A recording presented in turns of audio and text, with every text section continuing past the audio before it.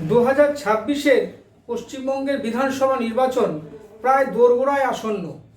রাজনৈতিক মহলে বিভিন্নভাবে প্রশ্ন উঠছে যে সত্যি কি সম্ভব বিজেপির পক্ষে মমতাকে হারানো। আজকে তৃণমূল কংগ্রেস তথা মমতা বন্দ্যোপাধ্যায়কে হারানো কিন্তু খুব একটা চারটিখানি সহজ কাজ নয়। 2011-র দিকে যদি আমরা ফিরে তাকাই তবে দেখতে পাবো যে সিপিএম যে হারতে চলেছে সেটা একবারে দেয়াল লিখন হয়ে গেছিল। প্রত্যেকটা জায়গায় গ্রাসরুট লেভেল থেকে আরম্ভ করে যে কোনো স্তরে এই আলোচনা কিন্তু তখন ধ্বনিত হয়েছে যে মমতা বন্দ্যোপাধ্যায় ক্ষমতায় আসতে চলেছেন। এরকম একটা অলিখিত একটা আনসিন ভার্ডিক্ট যেন সবাই আমরা লক্ষ্য করছিলাম। কিন্তু আজকে সেই ইঙ্গিত কি রয়েছে? আজকে বিজেপির পক্ষে কি সম্ভব আজকে মমতাকে হারানো? আজকে এই কথা উঠছে এই কারণেই যে মমতা বন্দ্যোপাধ্যায় যখন যে কাজ করছেন, যে রাজনৈতিক প্রজ্ঞা নিয়ে তিনি কাজ করছেন, সেটা কিন্তু বঙ্গ বিজেপির মধ্যে খুব একটা দেখা যাচ্ছে না। আজকে আপনারা যদি লক্ষ্য করেন যে কোনো রাজনৈতিক আন্দোলন আজকে বিরোধী দল হিসাবে বিজেপি যেটা সংগঠিত করছে সেটার মধ্যে কোনো একটা লাইফ থাকছে না, কোনো একটা দানা বাঁধছে না, মানুষের মনে পারসেপশন ক্রিয়েট করতে পারছে না। রাজনীতি পুরোপুরি পারসেপশনের খেলা। আজকে সিপিএম যে হেরে যাবে এটা কিন্তু একটা পারসেপশনে তৈরি হয়ে গিয়েছিল।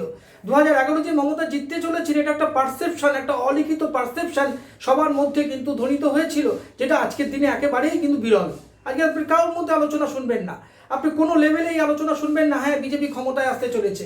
এমনকি সবচেয়ে বড় কথা, বঙ্গ বিজেপি যখন বলছে আমরা ক্ষমতায় আসব, তাদের কথার মধ্যেও সে বিশ্বাসযোগ্যতা নেই।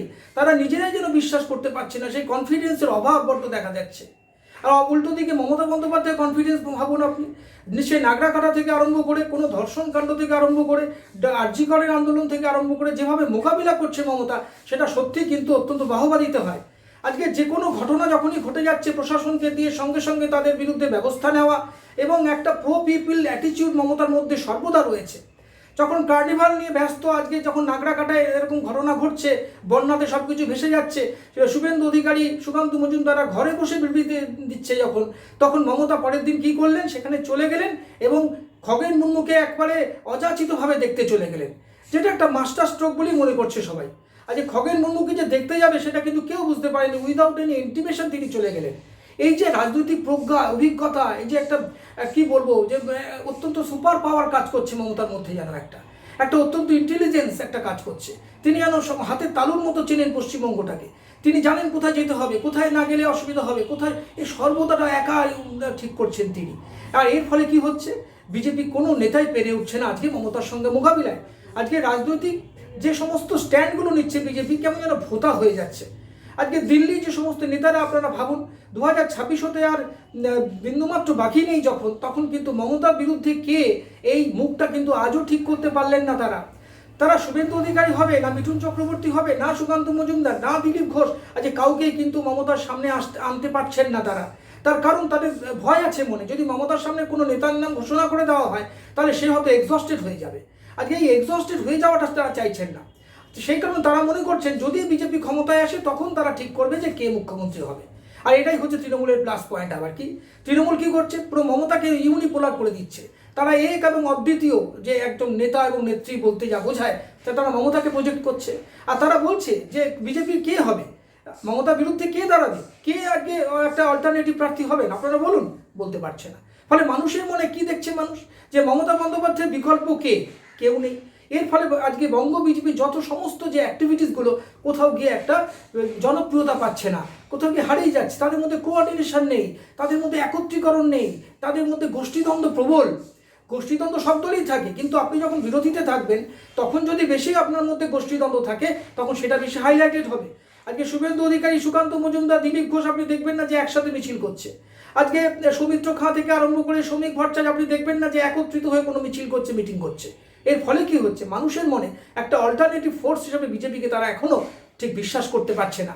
এর আর একটা কারণ হচ্ছে মমতা বন্দ্যোপাধ্যায়ের যে সামাজিক স্কিমগুলো, প্রত্যেকটা স্কিম, সে কন্যাশ্রী বলুন, সবুজ সাথী বলুন, পাড়ায় পাড়ায় সমাধানী বলুন, আজকে স্টুডেন্ট ক্রেডিট কার্ডই বলুন, সমস্তটা কিন্তু কি করছে না মানুষকে ছুঁয়ে যাচ্ছে।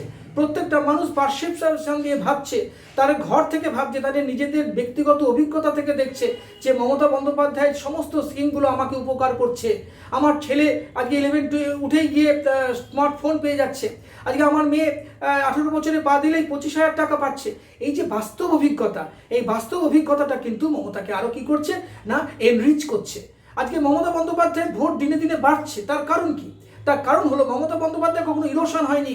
আজকে বিজেপি যদি কিছু ভোট পেয়েও থাকে সেটা সিপিএম এর ভোট পেয়েছে, ফলে মমতাকে ইরোশন করে তারা কিন্তু নিজেরা জিততে পারছে না। আর ফলে কি হচ্ছে, বিজেপিকে বাধ্য হচ্ছে কি, তারা হিন্দুত্ব রাজনীতি করছে, তারা মুসলমান হিন্দুকে একটা খেয়ে লাগিয়ে দিতে চাইছে। এর ফলে কিন্তু মমতারই ফায়দা হচ্ছে, কারণ মমতা বন্দ্যোপাধ্যায় 100 নম্বরের পরীক্ষা দিতে নামছেন। 30% যে মুসলিম ভোট আছে মমতার কাছে সেটা এক কাট্টা। তিনি একটা পরীক্ষা দিতে নামছেন 30 নম্বর হাতে নিয়ে, আর বিজেপি 70 নম্বরে পরীক্ষা দিতে নামছে। আর একটা কথা কি আপনাদের বুঝতে হবে যে মমতা বন্দ্যোপাধ্যায় শুধু যে মুসলিম ভোটে জিতছেন তা কিন্তু নয়। শেষ যে কালিয়াগঞ্জের উপনির্বাচন প্রমাণ করে দিয়েছে যে হিন্দুদের যে ভোট প্রায় 50%-এর উপরে ভোট কিন্তু মমতা বন্দ্যোপাধ্যায় পাচ্ছেন। ফলে 50% আর 30%কে প্রায় যোগ করে যে 80% ভোট এবং প্লাস মাইনাস করে যদি দেখা যায়, যদি 70% ভোটও মমতা বন্দ্যোপাধ্যায় পান, তবে কিন্তু বিজেপি ধরাশায়ী হয়ে যাবে।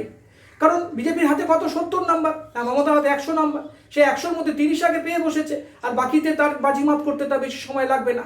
ফলে আজকে মমতার অল্টারনেটিভ হয়ে ওঠা বঙ্গ বিজেপি কারোর পক্ষে সম্ভব তো হচ্ছেই না, উল্টে তারা দিনে দিনে কোথাও গিয়ে একটা যেন শূন্যর দিকে চলে যাচ্ছেন।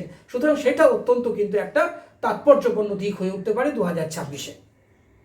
আমাদের ভিডিও ভালো লাগলে লাইক ও শেয়ার করুন, কমেন্ট সেকশনে গিয়ে জানান আপনাদের মতামত।